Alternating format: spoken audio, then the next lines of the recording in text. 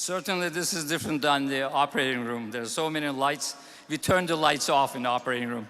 Thank you, thank you. I'm so excited. I'm honored and humbled to be in the presence of so distinguished friends, surgeons, scientists, patients, nurses, doctors in training, and the supporters of our cause. Welcome to the 10th anniversary of Endometriosis Foundation America's Blossom Ball.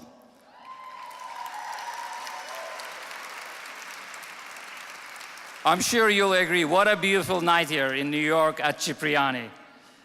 I want to thank you, for all of you, for coming out and supporting us tonight. I have to say, we weren't sure you would all make it when we moved the date from March to May, but you did. The room is overflowing, and we're so grateful. Can you believe we did this in 2 months? But first, in order, I'd like to recognize the Excellency, the Ambassador of Turkey of UN, Mr. and Mrs. Siniroğlu, and Consul General Alper Akash, and Governor David Patterson, Brooklyn Borough President Eric Adams.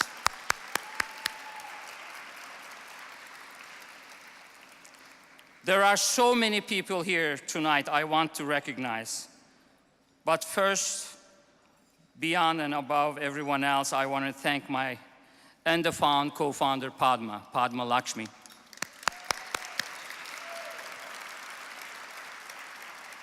Shortly after Padma came to my office and was diagnosed and treated for endometriosis, Padma and I, along with several of my other patients, started Endofound 10 years ago to raise awareness about endometriosis. 1 in 10 women have endometriosis, but 10 years ago, no one was talking about it.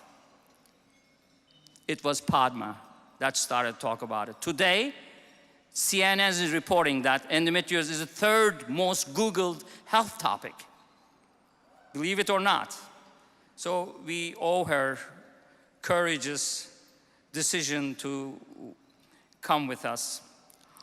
Our inspiration was Betty Ford, the late President Ford's wife, and her life-changing work that brought breast cancer awareness to the forefront. When there is awareness about a disease, there is a better chance for early diagnosis and early treatment. Breast was a taboo in 1980s, and breast cancer was not known. And at that time, 50% of the women died within 5 years from breast cancer. Due to this awareness and early diagnosis, today, less than 10% of women suffer death. There's over 90% live. That's an achievement. In the same way, Padma came out for endometriosis. So on behalf of approximately 10 million women in the United States, and on the behalf of 200 million women suffering from endometriosis throughout the world, right now, I want to take a moment to recognize the real people who live with endometriosis every day. Many endometriosis patients are here tonight. Please stand up where you are. The endo patients in the room, we like to recognize you. Please stand up. These are some of the bravest women I know. And now please stand up. If you are a loved one or one of these patients, please stand up, the loved one of these patients, all of you. If your life has been touched by someone with disease now, thank you.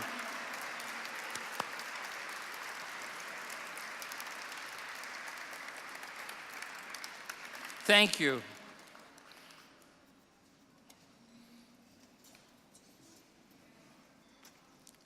Endometriosis is one of the most complex diseases.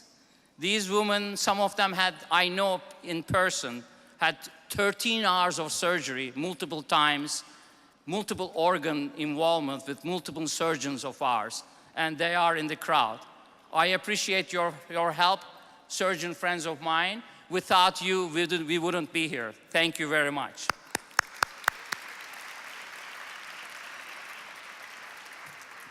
Advancing the science and surgery to improve care for endometriosis patients is the priority. Therefore, dedicated training for endometriosis care is imperative. The future physicians should have a greater understanding of this complex multidisciplinary disease. This starts in medical school. For this reason, we are working on medical school lectures. I took on 2 new associates who are on training with me as endometriosis surgeon, Dr. Carly Goldstein and Dr. Laura Liu.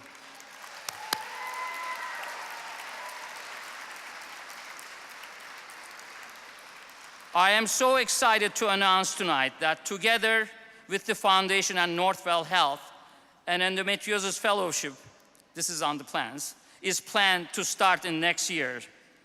For next generation of endosurgeons, for this, I would like to thank Dr. Frank Chervenak at Lenox Hill Hospital, Dr. Michael Nimerov at Northwell, and Dr. Peter Gregerson at Feinstein Institute of Medical Research.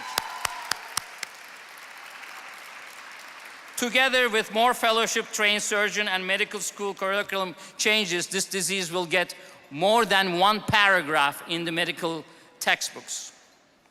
I am incredibly proud of the 10 medical conferences and 8 patient awareness days that EndoFound has hosted over the past decade to educate the medical community and the public about endometriosis. As I look out into this room tonight, I see so many medical professionals, doctors, researchers, nurses, residents who have joined me at these conferences and patient awareness days to share their expertise about endometriosis. You are the key to finding answer about this disease. You are the ones helping these women. Thank you.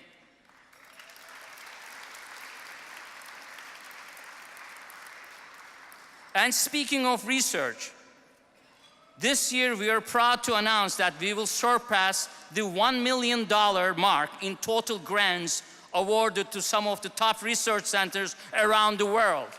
This includes Johns Hopkins, Stanford, MIT, Northwestern, and Feinstein Institute.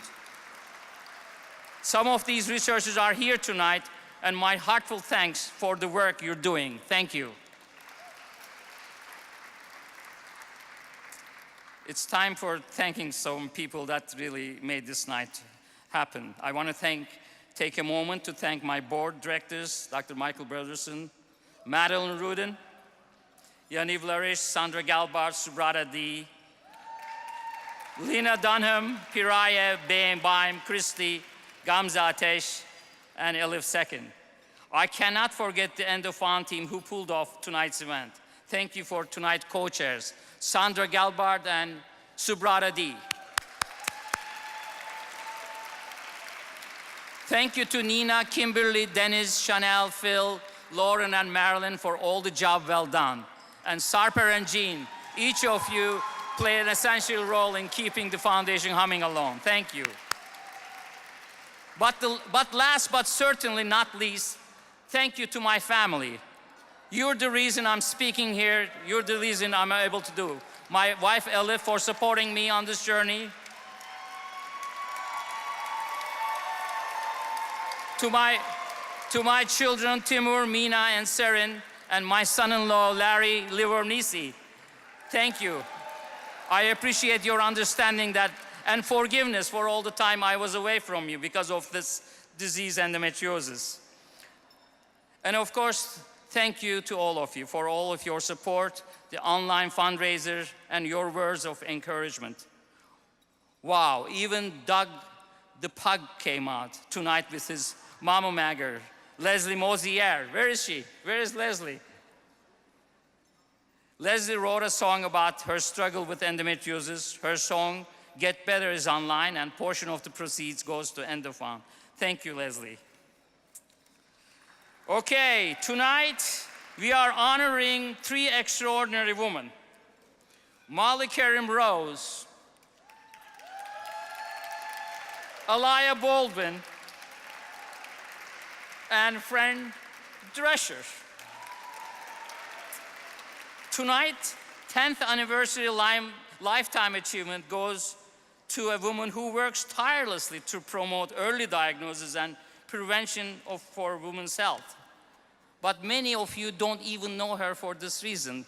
You know her as the most beloved nanny in America, Fran Drescher.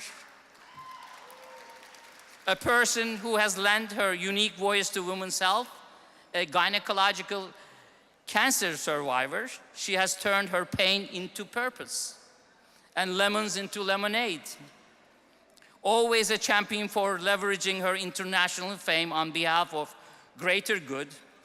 She is the author of the New York Times bestseller, Cancer Schmancer, and founder of the Cancer Schmancer movement, a cutting-edge nonprofit connecting causation with the disease. Cancer Schmancer educates, motivates, and activates families with programs like Detox Your Home, Be the Change videos starring Jamie Foxx targeting teens, and the Cancer Schmancer Masterclass Health Summit, all connecting how you live with how you feel.